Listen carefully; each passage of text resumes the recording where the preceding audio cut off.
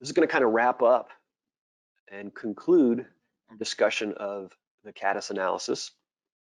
And we've kind of already gone through the different lines of evidence. We've gone through finding data statements to match those lines of evidence, looking at the different types of typical DEQ data that might fit into each one, and then some scoring of those lines of evidence. So what's left?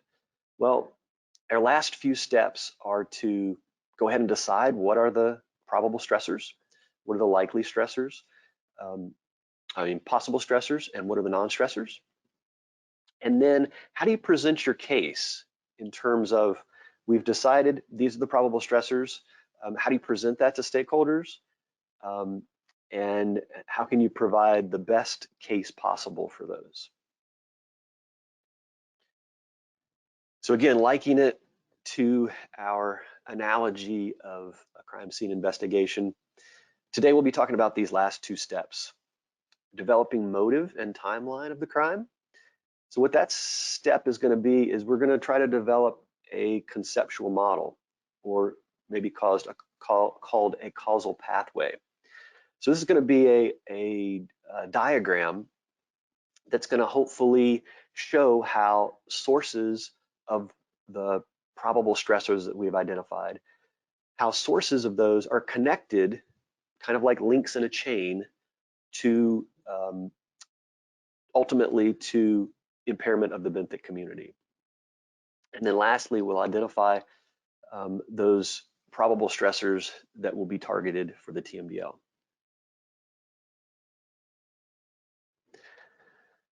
All right, so here's one way you might want to present data from this CADDIS analysis. In this case, we have the different parameters in different columns, and then different rows represent different lines of evidence, and the scores for each are presented there.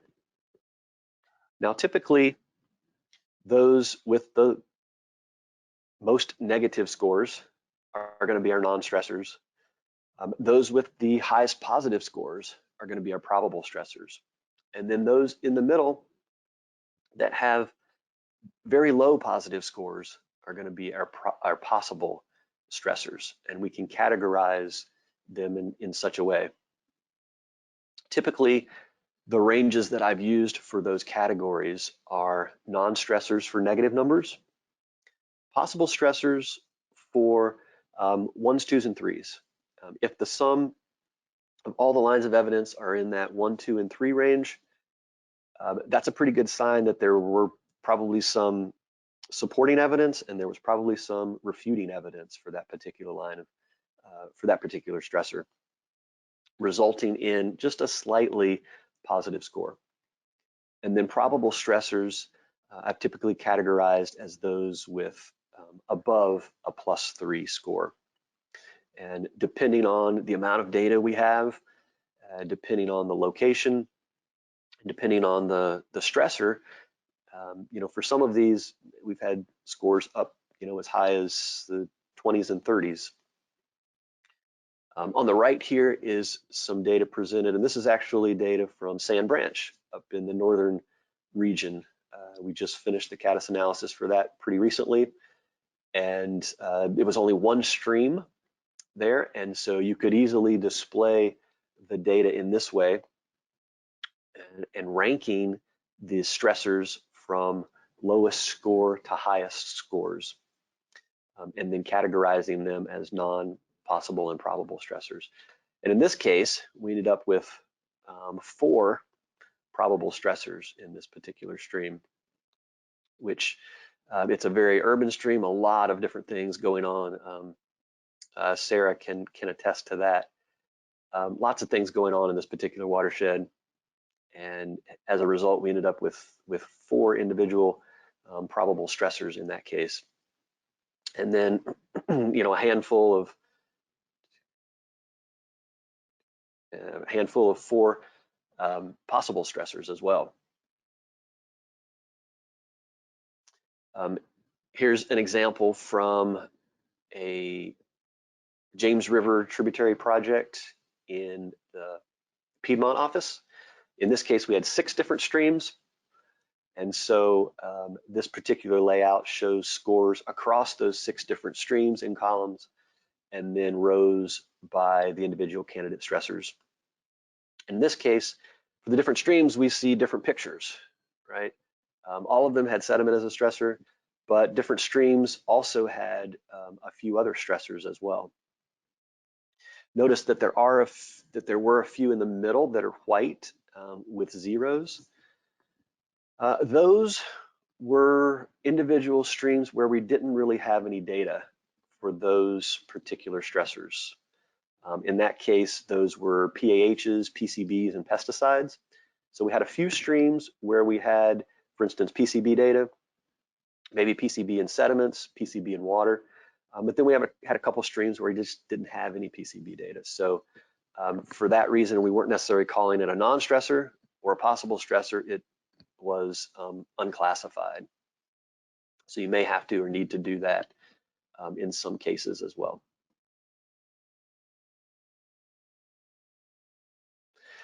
All right, so once you've made those determinations and you've determined, okay, these are our probable stressors, I would then recommend in that particular section of the report showing compelling evidence to support that. Now, the CADDIS analysis itself, I think, shows compelling evidence. It shows the different lines of evidence that support that particular stressor. But then I would go back and reiterate the data that fell into that particular line of evidence or those lines of evidence that had the highest scores. And so, for instance, here, maybe that would include dissolved oxygen measurements, in this case showing values in the high probability range, maybe showing statistical differences between a reference and a particular station. It could even include some observational evidence, in this case a fish kill that occurred in this particular stream or an impoundment within this particular stream network. So any of the evidence that allowed you to score those lines of evidence, I would go back and reiterate that at this point in the stressor analysis, just to kind of confirm and really to present a compelling evidence for stakeholders as these were some of the reasons why this particular stressor scored out as a probable stressor.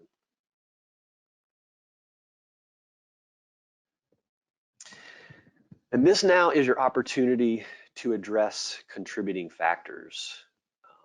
We've talked about this a little bit throughout the different days of the training, and we'll get into more details about it here. So what are these contributing factors? So these are things that can be stressors within the watershed. They may exacerbate the problem, but they're things that we really can't develop a TMDL for. Some examples are in the table at the bottom. Dams are a really good example. If you have a dissolved oxygen stressor, having impoundments or dams on your river are really going to impact and be a contributing factor to those low dissolved oxygen levels. Underlying geology, that's one that's come up lately in a couple of different projects that we're working on. The influence of that underlying geology can be to create different conductivity situations. Could be that underlying geology has higher phosphorus levels. It could be that underlying geology produces more sediment and erosion in stream networks. There's a lot of different things that come into play and impact these different watersheds, and we can't address all of it specifically in the TMDL. Hydrologic alteration. A lot of times we've kind of used sediment as somewhat of a surrogate for that. I think it's probably best addressed as maybe you have a sediment impairment and sediment is the probable stressor, but then we actually call out hydrologic alteration as a contributing factor so that we're not just kind of embedding it within sediment. but we're actually calling it out specifically as a contributing factor to the situation that we see in this particular stream. In the Rivanna Basin, where we've done a couple TMDL projects there, there's a huge sediment legacy in that region from historic land uses back in the 1800s and early 1900s, when much of the Blue Ridge Mountains were deforested and there were huge amounts of erosion across the Blue Ridge Mountains. All of that sediment then settled in valleys within the large portions of the Piedmont Basin. There also, at that time, in the late 1800s, early 1900s, there were hundreds of dams along most of those rivers, and those dams caused the combination of the increased erosion from denuded slopes along the Blue Ridge and the high number of dams and impoundments on these rivers created conditions where lots of sediment was deposited in floodplains. And now, as these streams continue to work their way through that very sandy floodplain, they're very unstable. And we have to kind of deal with that legacy sediment issue. It's tough to deal with in a TMDL, but we can classify it as another contributing factor that at least allows stakeholders to know, yes, we're aware of this. And a lot of times this will come up at TAC meetings. Stakeholders will say, you know, what about this legacy of sediment we have? Or what about the underlying geology? Or what about,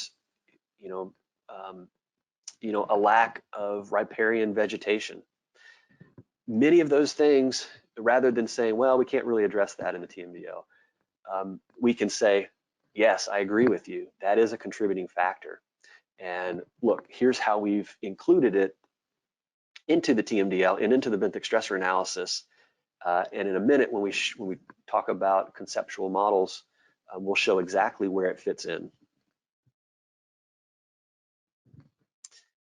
So those contributing factors,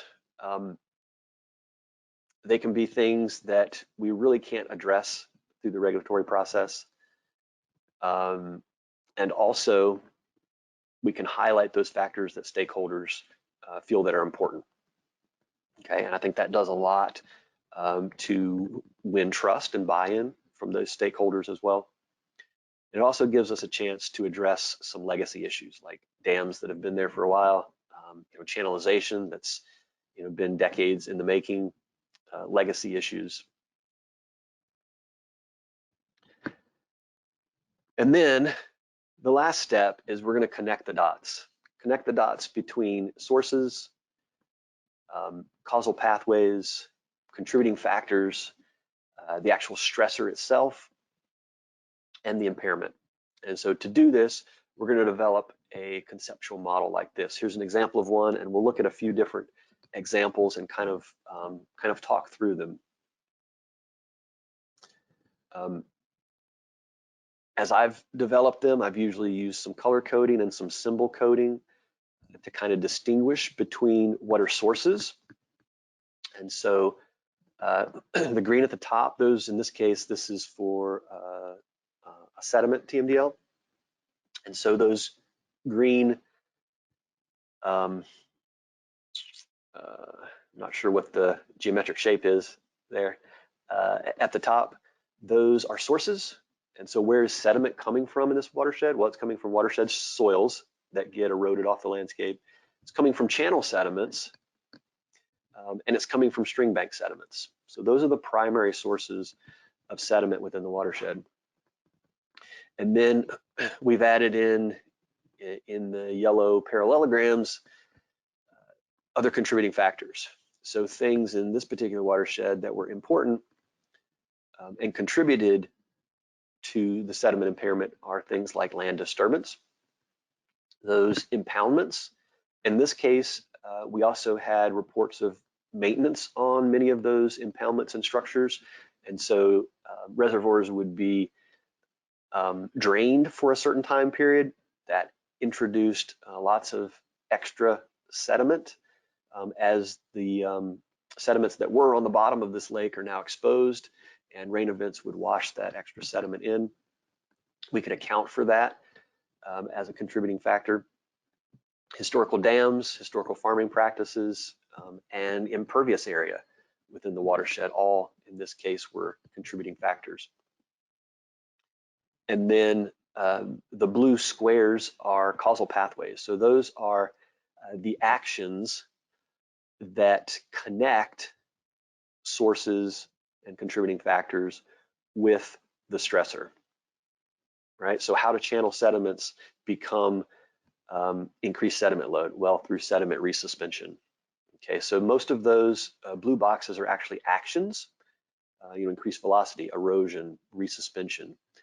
And then the stressor I've placed in the red diamonds, in this case being a sediment stressor, an increased particulate load is the actual stressor. And then lastly, we connect. So how does that stressor actually impair the benthic community? And we have causal pathways that connect those as well. And it actually does so in two different ways. One is filling in, that sediment fills in those interstitial spaces between rocks and gravels and cobbles. And it creates a loss of habitat for benthic macroinvertebrates. But an increased sediment load also changes feeding niches within that benthic community. And just that change in feeding niches can be a change in which organisms are preferred and which might outcompete others. And so for that reason, that might change the composition of the community as well. So that's an example of how we might put together these conceptual models. And hopefully, as we're doing that, we also are thinking about evidence that supports each of those connections within this conceptual model.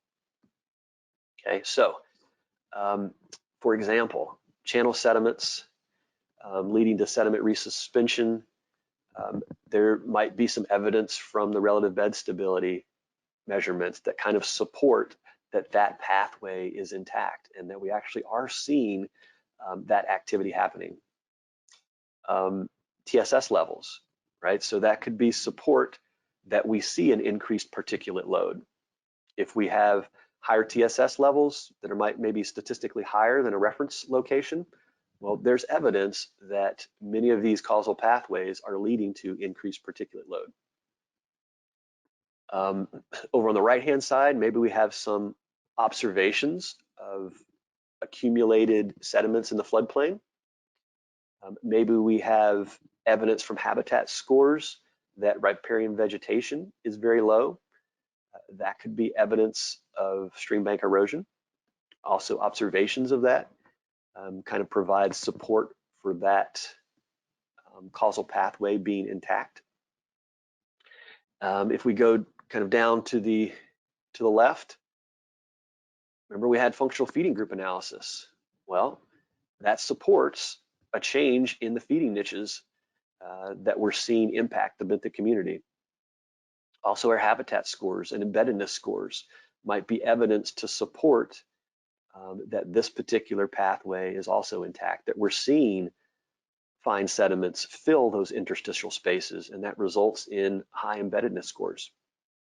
And are we seeing a loss of suitable habitat? Well, our habitat scores, if they're low, they're telling us that same information as well. And so hopefully you can see how we're developing conceptually, how are all these things linked, kind of like links in a chain, and then we have evidence to support each of those links, which just further emphasizes that this particular stressor likely is a probable stressor in this stream. All right, so let's talk about each of those individual types of constituents within the diagram. First of all, just on a technical note, what I found the best way to develop these conceptual models is in a Microsoft program called Visio. So if you have Visio as a part of your Microsoft Office suite, it's a very nice program for pretty easily developing these types of conceptual models. If you don't have that, you can do it in PowerPoint. I think PowerPoint's a little bit easier than in Word, but it's quite a bit more clunky. And as you move things around, things will change in PowerPoint. Whereas if you're working in Visio and you move things around, it's much more user-friendly to make changes once you kind of have something established. If you're doing it in PowerPoint, I'd kind of sketch it out on a piece of paper first so you kind of know where you want things, because it gets very messy once you start moving those things around. All right, so sources. What are sources? Those are those direct contributors of the TMDL pollutant. These are things that can be point or non-point. They're things that within the TMDL model, we should also be able to account for. Okay, so they can be point sources. We're counting for those in the TMDL. Direct cattle access, that's something that we can account for within the TMDL model. Septic systems, runoff from pervious or impervious surfaces, stream bank erosion. Those are all things that we specifically can account for in the TMDL, and we're likely going to end up assigning some allocations to.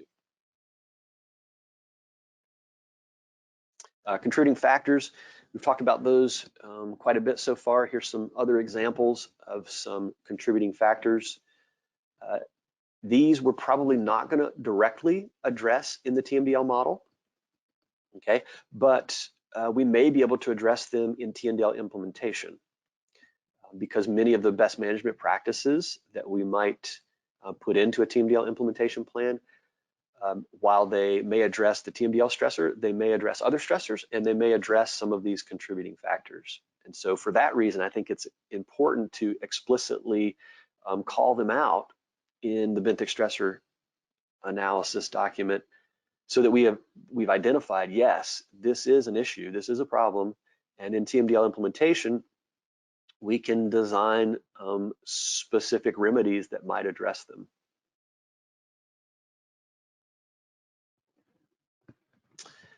And then stressors. The red diamonds, these are the most probable stressors that we've identified through CADDIS analysis. And these are going to be what's targeted in the TMDL and loads modeled for them.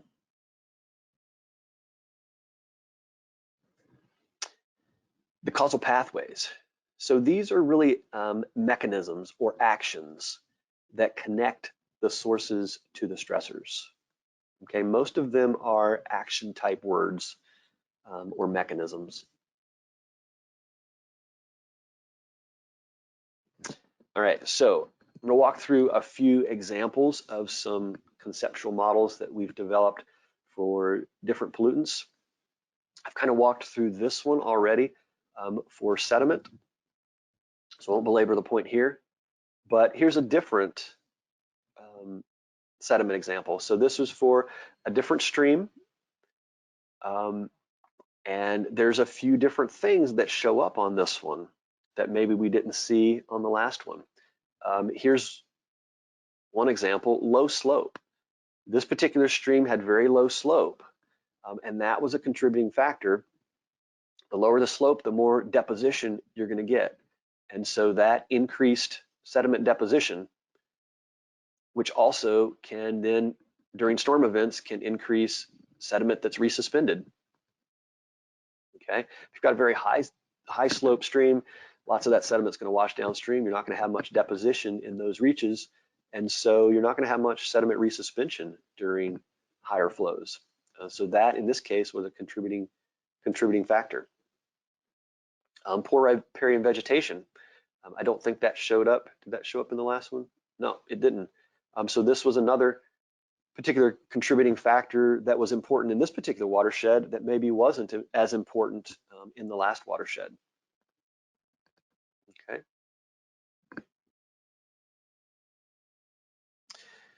Here's an example of a conceptual model for a phosphorus stressor, as well as low dissolved oxygen, and the two are both kind of linked. a lot going on in this particular diagram, and first I'll point out a few light tan shaded sections. So those were for particular streams. Again, this was for a project with 6 different streams, and we saw phosphorus as a stressor in several of those. But within particular streams, there are a couple different things going on that maybe we didn't see in general. So for example, to the right, this light tan section was unique to Old Town and Rehoboth Creek, where there was poor riparian vegetation. Rehoboth Creek in particular, a lot of this stream ran down through under where they had placed power lines. And for that reason, they kept all of the vegetation low underneath these power lines the power company had. And for that reason, there was nothing, taller than 3 feet tall in the riparian area of this particular stream for quite a ways, because it actually followed the power line for quite a distance. Well, how did that impact the phosphorus and dissolved oxygen stressors? Well, that increases sunlight, and that extra sunlight increases algal growth.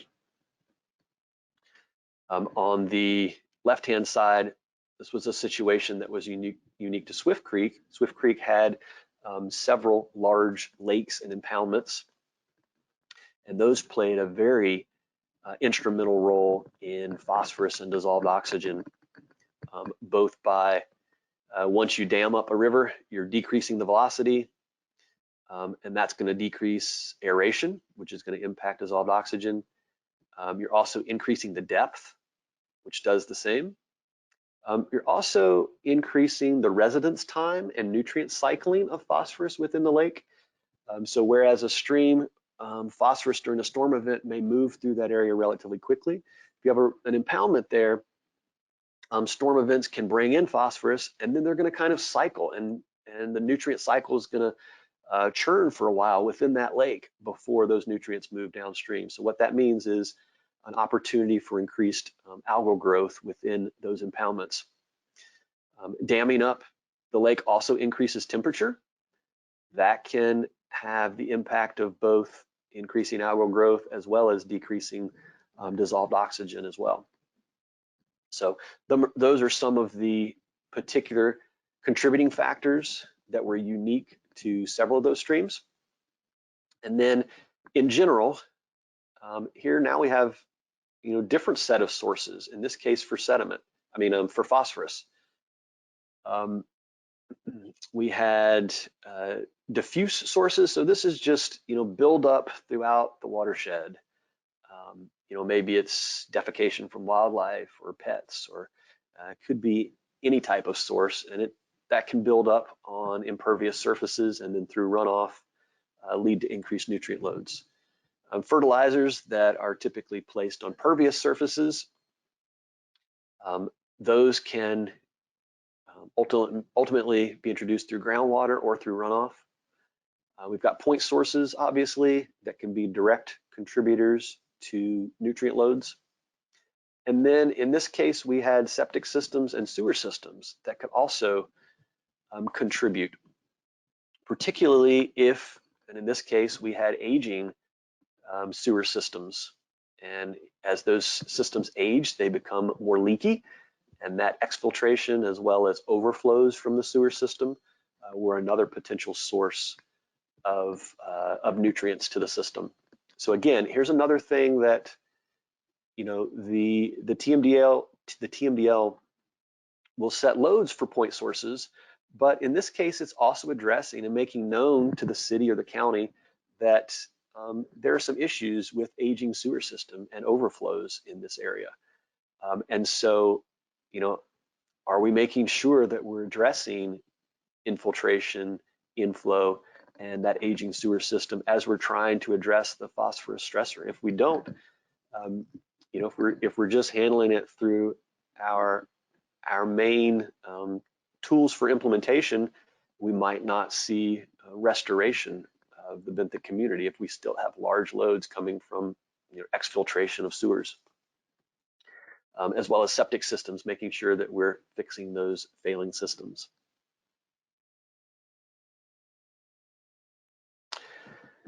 Here's an example of a conceptual model for low pH. This was in a couple streams in the James River Tributaries project as well. And in this case, one of the things you might notice, first off, is where are the sources? I don't see any sources. Well, this was determined to be a natural condition, a naturally low pH condition. And why was that? Well, because of lots of wetlands that were connected to the stream network and periodic flooding of those wetlands. What that did was you'd get anaerobic decomposition of organic matter within those wetland areas. When that decomposition occurs anaerobically, a lot of times you'll get production of organic acids. And then when those wetlands are periodically flooded, as the stream reconnects to those wetlands during high flow events, then those organic acids and hydrogen ions can be flushed into the main channel.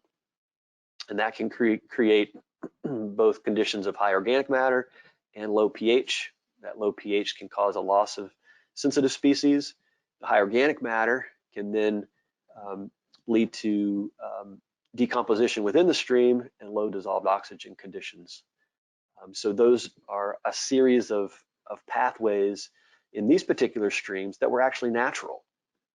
And there were no real watershed sources of acids. They were being developed naturally in these connected wetlands.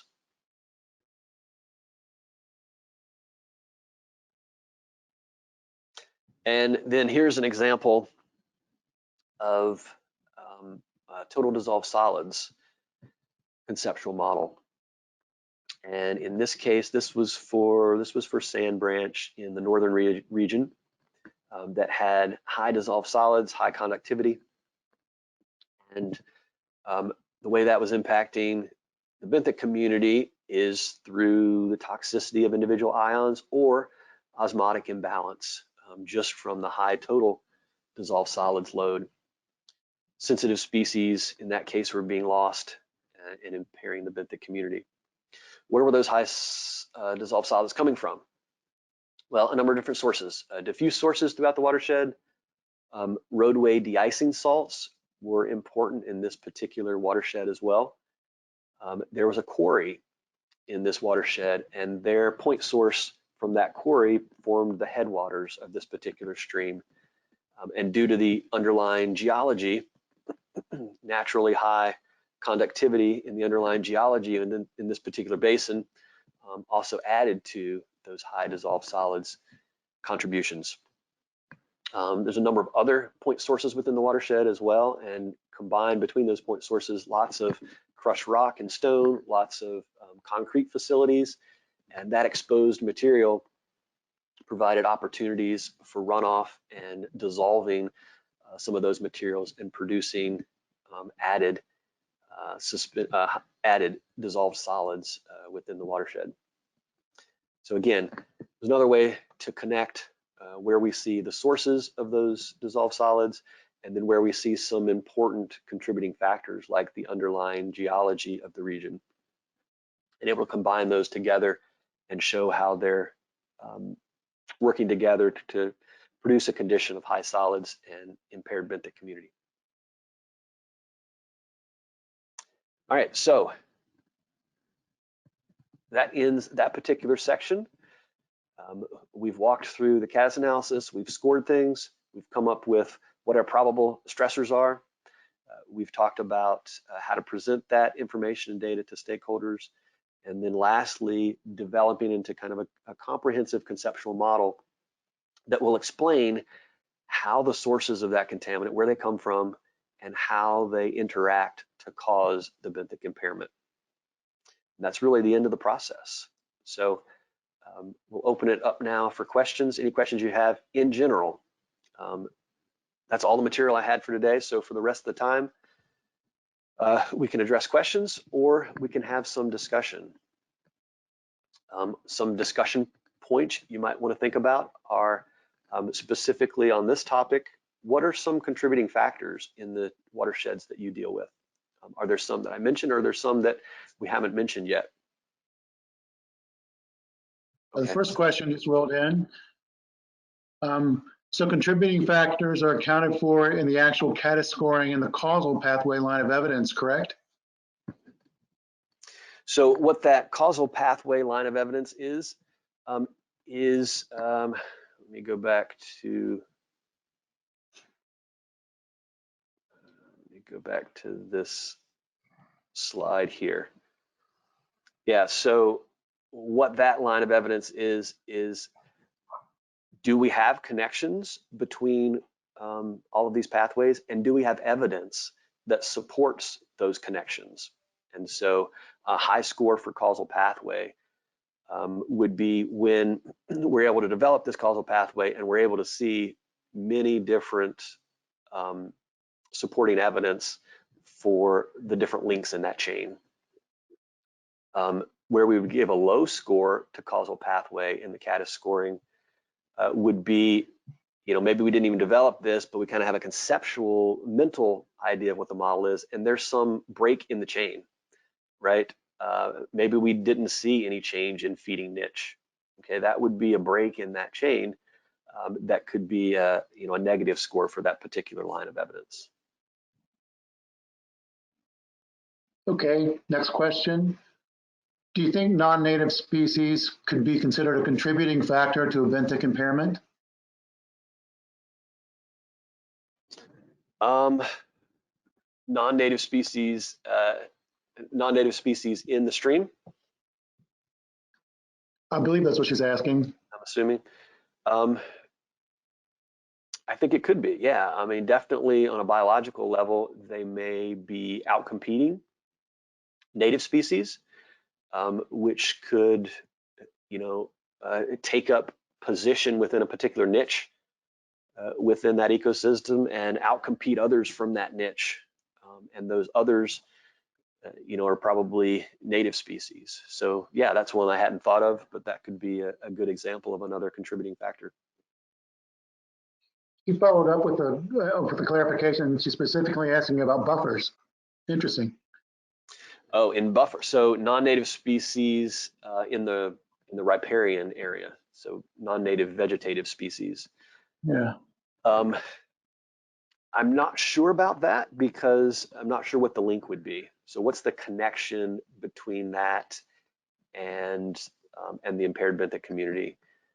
It could be possible if those invasive species don't hold soil as well.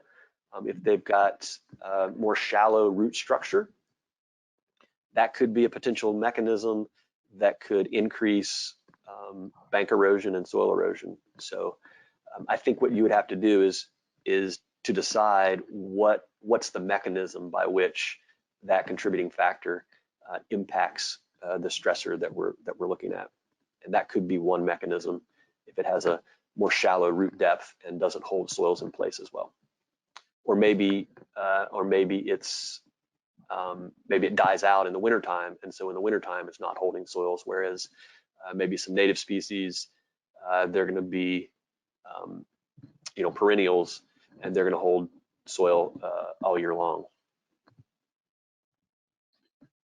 You suggested also that maybe a less desirable food source or less shade. Okay, yeah, this could be some other mechanisms. So next question. For larger watersheds with multiple streams which may have their own stressors, is it better to look at them globally or break them into smaller sub-watersheds, both with the causal analysis and developing the causal pathways? Yeah, so I've typically broken them into whatever the TMDL listing streams are. So you may have a project with 5, 6, 7, maybe. I think Nesha has 13 different TMDL streams within one project and with one larger watershed. I would definitely deal with each of those individually. And you may have different stressors in each one, which means you may have to develop a different conceptual model for each And you might even have to develop a different conceptual model for each, even with the same stressor, if there are different factors, different contributing factors in different watersheds. For the most part, I've generally within a project had just one conceptual model for each probable stressor. But as you saw in the one, I had a couple shaded regions that were just specific to one stream or another. That's that one way to get away from having to do multiple conceptual models for each stream. Okay, next question. In the last conceptual model for Sand Branch, TDS, would another possible factor, in addition to high impervious cover, be the potential number of vehicle miles traveled with specific types of roadways? Would other types of impervious cover matter, such as if it were lower traveled roads, mountainous roads with higher elevation changes, or airport types with different types of chemicals added as de-icing agents and others? Yeah, that makes sense. If you've got roadways that are going to be, particularly for de-icing salts, that are going to be salted more heavily because they're traveled more frequently, then yes, that could be a contributing factor as well. Makes sense. I would encourage you to keep in mind that you want to try to use those contributing factors as things that resonate with the stakeholders. So while you might be able to think of lots of other contributing factors, I would try to focus on those that are most important and those that maybe resonate with stakeholders, as well as those that you might be able to do something about. You might be able to address high imperviousness within the watershed, but you might not be able to address the frequency of travel on roadways. So keep that in mind as well. This is Christy from Tidewater. We don't have hardly any experience, maybe none, with doing this type work. Thank you so much for all your great information. I was wondering, are a lot of the regions running CADDIS alongside the stressor analysis tool, or is this something like we're moving more towards? Good question. So it's kind of depended on region. So for some regions, as a contractor, I've done the stressor analysis and included CADDIS as a part of that. In other regions, Nesha has done the benthic stressor analysis on her own, and she has included CADDIS as a part of that. I think Lucy has done the same in the Blue Ridge office. And then I've been a reviewer of that. And then in the Northern Regional Office, they've kind of taken the lead on doing the benthic stressor analysis, but then I've done the CADDIS part of it and then kind of given them information of the CADDIS part that they've then added to the combined benthic stressor analysis. So it's looked a little different from region to region. And Rob, you might have something more to add on that, or to, if you have any visions of where you see things heading in the future. A good thing for certainly a discussion topic later on. I'm not sure that I have any words of wisdom today. I did actually miss Lucy had her hand up before that. Lucy, did you want to unmute yourself and ask a question? Sure, yeah, this is a different topic than that last question, but it was about the homework. I was just curious if some of the lines of evidence used the modeling portions, like the All4X and the GWLF models. Is that something we should go back and like revise our old or our already completed stressor analyses to include those models once we get to that part of the TMDL, or is that something we should be doing like earlier in the process? Well, I think it's probably up to you. If you feel like you have enough evidence and the evidence is strong enough, without that, you might not want to go back and revise that stressor analysis once it's kind of been at least given in a draft form to the stakeholders.